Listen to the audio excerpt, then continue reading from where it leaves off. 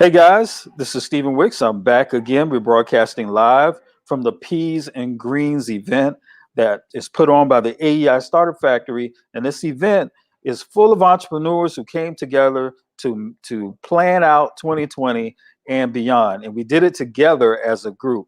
And so we have an entrepreneur that's here that's going to talk a little bit about her business and what she does. Her name's Hilary D Simpson. That's right. All right. So she's here. Welcome. Thank you for being here. Thank you so much. It's All right. my pleasure. It's my pleasure. So tell us a little bit about, your business and what you do. Okay, very good.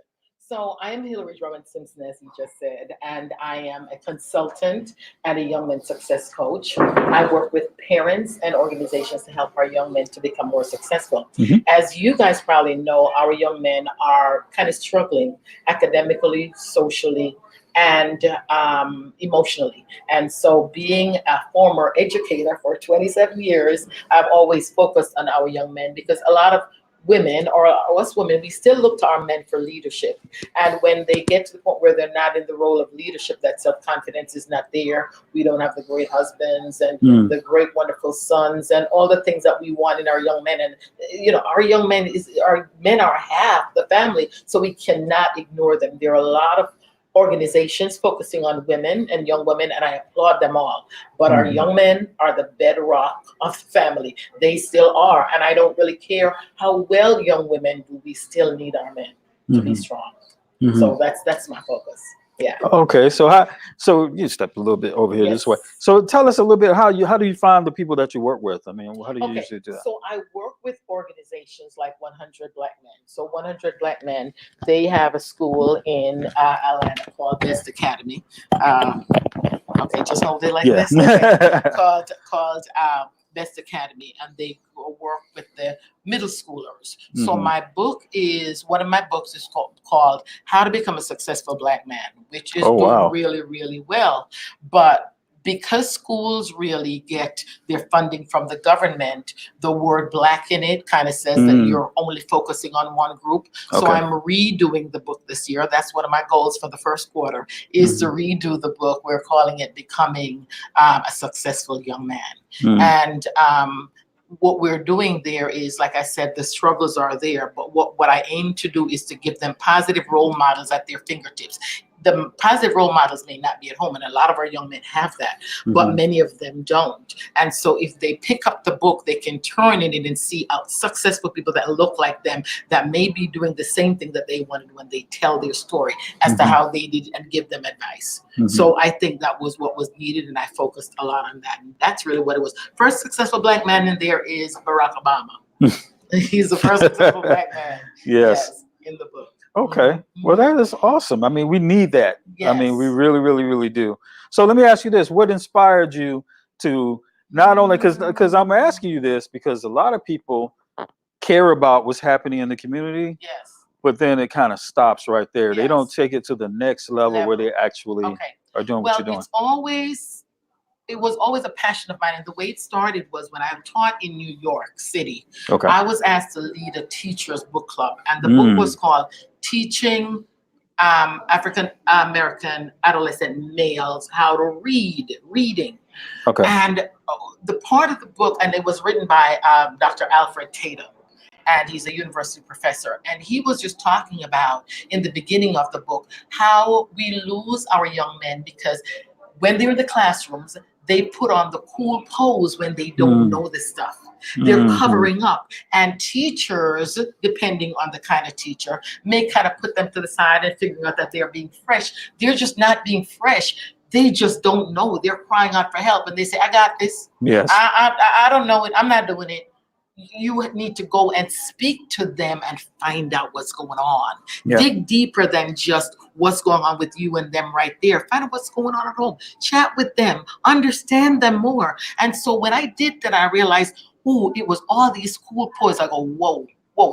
I need to teach differently. So what I started doing at that time was I started not just having competition in the classroom, because I do that every week, but I want to make sure that I have competition with boys and competition with girls. So boys are always winning something. They're always feeling good. Because when you think about it, a girl can do a lot of writing, a girl can do a lot of talking. Boys may not be great at that, right? But if there's just a competition within their groups, a boy is going to win the speaking. A boy is going to win the writing. So you always have to encourage them and reaffirm them and affirm who they are, that they're doing well, and help them where they need the help.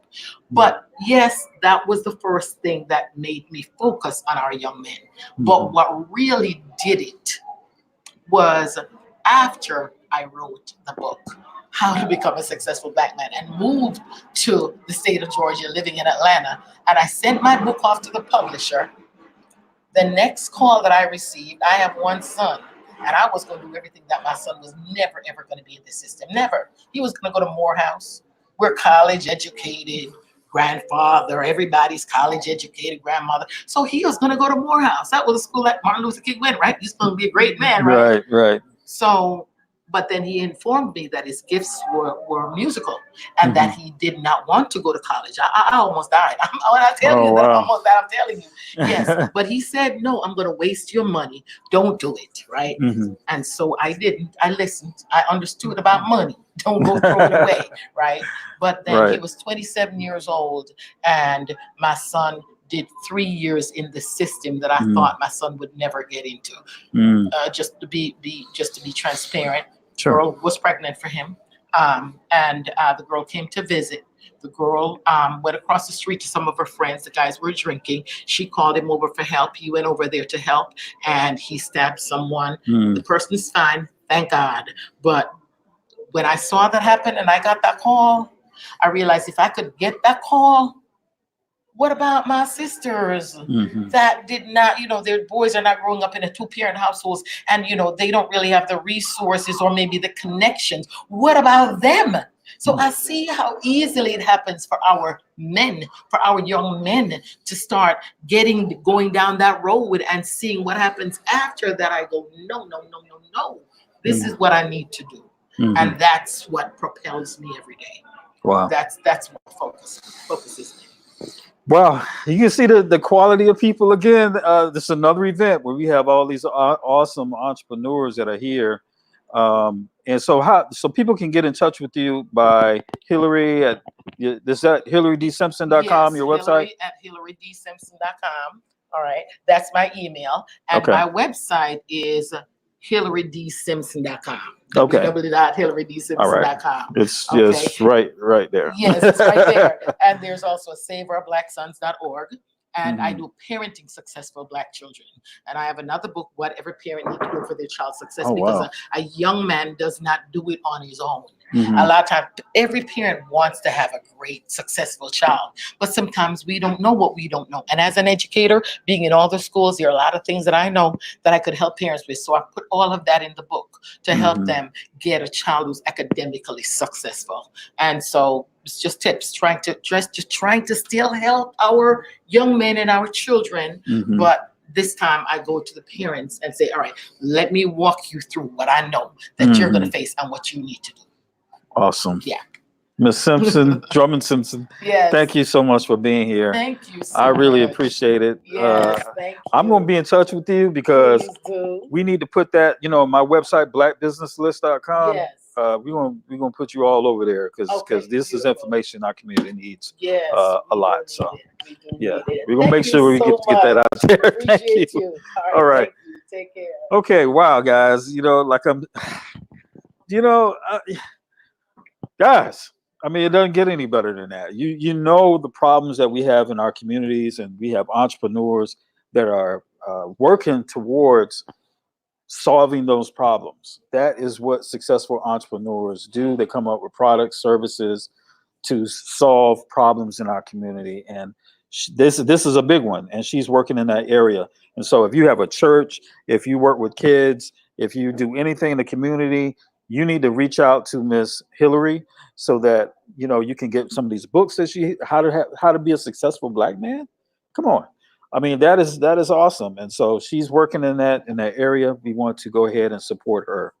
So we'll probably have some information about her books on BlackBusinessList.com coming up soon, guys, because it's critical that we solve some of these problems and we have people with specialized knowledge. The woman used to teach in schools. She used to work with the youth. She's very knowledgeable about some of the challenges that these kids face. And so she's a resource that we need to tap into. So thank you so much for watching. We might be back again with another entrepreneur coming up pretty soon. But until then, we'll see you next time. You're watching the Black Business Spotlight on BBL TV. Thank you.